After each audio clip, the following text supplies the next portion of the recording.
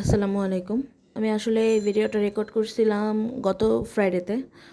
17 তারিখ ছিল, কিন্তু আমি আজকে 1 সপ্তাহ পরে আজকে 23 তারিখ এটার ইয়াটা কমপ্লিট করলাম, ভিডিও এডিটিংটা। তো আমি অনেক ব্যস্ত ছিলাম আমার মাস্টার্সের এক্সাম প্রিপারেশন প্লাস জব নিয়ে। কারণ এখন জানুয়ারি মাস, তো আমার সব কিছু গুছিয়ে উঠতে অনেক কষ্ট হচ্ছে। যদি আর 2-1 মাস পরে হইলে হয়তো আমার এত কষ্ট হতো না। এখন দেখা যাচ্ছে যে স্কুলে একটু টিচারও কম আছে, ক্লাসও সবগুলো নিতে হচ্ছে। আগামী মাস থেকে অবশ্য স্কুলে আরও নতুন টিচার নেওয়ার কথা, এখন আপাতত কম আছে।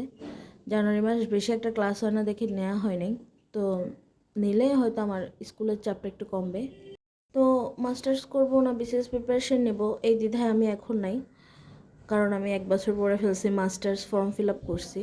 কিন্তু এটা আমি যখন অনার্স পরীক্ষা দিয়ে শেষ করছি, মাস্টার্সে ভর্তি হবো, তখন এটা নিয়ে অনেক দ্বিধায় ছিলাম। আমার একটা প্ল্যান ছিল যে আমি বিএড করব, ব্যাচেলর ইন এডুকেশন। কিন্তু পরে অনার্স শেষ করে যখন বিএড করব, তখন জানতে পারি যে বিএড আর মাস্টার্স একসাথে করা যাবে না। দুইটাই জাতীয় বিশ্ববিদ্যালয়ের অধীনে, আমাকে যে কোনো একটা চুজ করতে হবে। তো তখন অনেক ভেবেচিন্তে ডিসিশন নিলাম। প্লাস আমি আমার একটা টিচারকেও জিজ্ঞেস করছিলাম, তো স্যার বলতেছিল যে মাস্টার্সটা যেহেতু করতে চাচ্ছ, তো ফ্লোতে করে ফেলতে বলতেছে যে তোমার ফ্রেন্ডরা যেহেতু করে ফেলবে, পরে তোমার একা একা আর পরে করতে ইচ্ছা করবে না।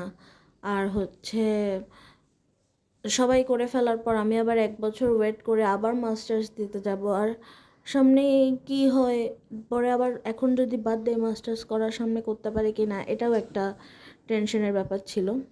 এই আমার মতে বিসিএস মাস্টার্স এটা কোনো ফ্যাক্ট হওয়ার কথা ছিল না। কারণ যদি আমি মাস্টার্স আর বিসিএস মোটামুটি সাথে পড়ে রাখতাম, তাহলেও হয়তো আমার এত কষ্ট হতো না। আর জাতীয় বিশ্ববিদ্যালয়ে তো এত একটা ক্লাসেরও প্রেশার নেই। আর হচ্ছে পড়াগুলো যেহেতু অনার্স করতে পারছি, আর তখন হালকা হালকা পড়তে পারছি, মাস্টার্সের সাথেও পড়তে পারার কথা। কিন্তু আমি দুটোটা একসাথে ম্যানেজ করি নাই দেখে আমার এত একটা কষ্ট হচ্ছে। অনেকে বলে যে হ্যাঁ অনার্স করছি, এখন বিসিএস প্রিপারেশন নিলেই হয়ে যাচ্ছে, মাস্টার্স তো লাগতেছে না।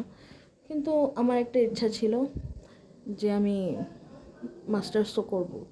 তো করব যেহেতু প্ল্যান ছিল, এর জন্য আর এটা ভাবি নাই। কিন্তু হ্যাঁ, বিএড আর মাস্টার্সের মধ্যে আমি অনেক ইয়াতে ছিলাম। পরে ডিসাইড করলাম যে আচ্ছা মাস্টার্সটা করে ফেলি, এর পরের বছর আমি বিএড করব।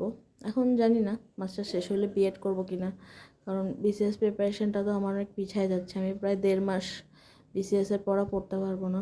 কারণ মাস্টার্স আমি এর আগে মাস্টার্সের পড়াগুলো আগে পড়ি নাই। 1-1.5 মাস আমার অনেক কনসেন্ট্রেট করা লাগবে মাস্টার্সের এক্সামে। প্লাস আমার জব এটা তো আছেই, এটা তো কোথাও যাচ্ছে না, আমার জব সামলাই পড়ালেখা করা লাগবে।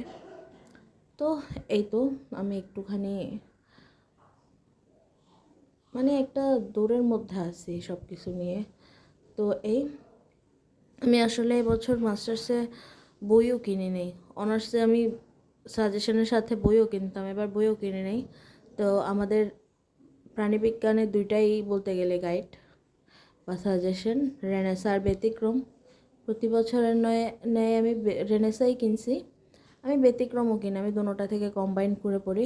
ব্যতিক্রমের শুধু প্রশ্নের পার্টটা কিনি, আর রেনেসার সাজেশনটা মানে ওখান থেকে প্রশ্নের উত্তরগুলো পড়ি। আর প্লাস কোনো প্রশ্ন যদি সমস্যা হয় তখন বই থাকতো। তো এবার আমি যেহেতু বই কিনি না, এটার জন্য একটা টেনশনে আছি। দেখা যাক কতটুকু হয় প্রিপারেশন। আমি আমার সর্বোচ্চটা ট্রাই করব। আমি জানি আমার প্রিপারেশন যথেষ্ট না। অন্যান্য আমার কলেজের যে ফ্রেন্ডরা আছে ওদের তুলনায় আমার প্রিপারেশন এত একটা ইয়া না। তো অনার্সও এরকম ছিল, কিন্তু রেজাল্ট তো ওদের মতোই আসছে।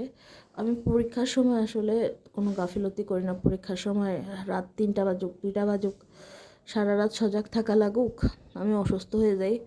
কিন্তু এটা অত একটা মাথায় নেই না দেখেই হয়তো পাশ করে আসতে পারি। এবার আমি অনেক ইয়াতে ছিলাম যে পরীক্ষাটা দিব না, কারণ আমার প্রিপারেশন খুবই খারাপ। আর আম্মু বলতেছে যে যেহেতু ফর্ম ফিল আপ করে ফেলছি, পুরো বছর পড়ে ফেলছি, তো পরীক্ষাটা দিয়ে ফেলতে, যা হোক দেখা যাবে। আমাকে নিজেই বলতেছে যে ভালো রেজাল্ট করা লাগবে না, জাস্ট পাশ করে ফেলো।